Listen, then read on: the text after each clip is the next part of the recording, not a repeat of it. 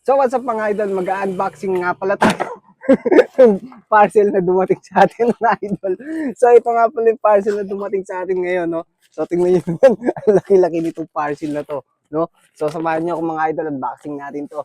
Pagdating nga pala sa parcel mga idol, papakita ko muna pala sa inyo mga idol yung pagka-packaging nila, no? Sobrang safe mga idol kasi alam niyo bakit naka-hotdog bubble wrap to mga idol, oh.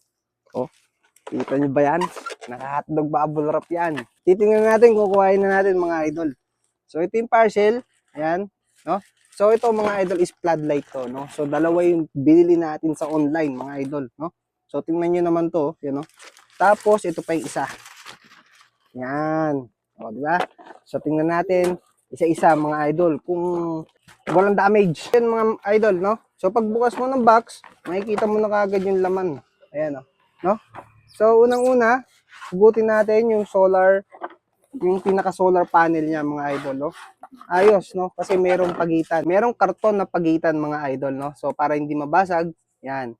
Safe na safe yung solar panel niya, oh. Then, ito yung likuran niya, mga idol. Yan, oh. Diba? So, tingnan pa natin yung iba. Okay.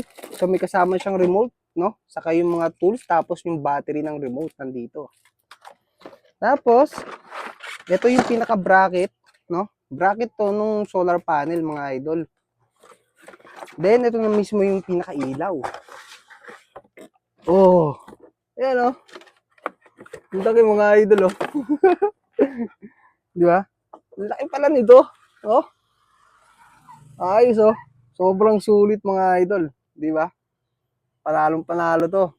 So yun mga idol no.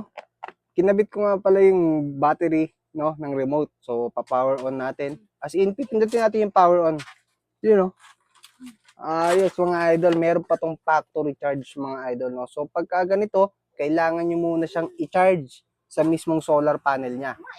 So yun mga idol, kung gusto niyo ng ganitong ilaw mga idol, no? Dalawa to mga idol, buy one take one to. Nasa yellow basket lang natin to. Lalaki nito mga idol, sobrang sulit nitong ilaw na to, no? Lalong-lalo na sa mga madidilim na lugar, bumili na kayo nito.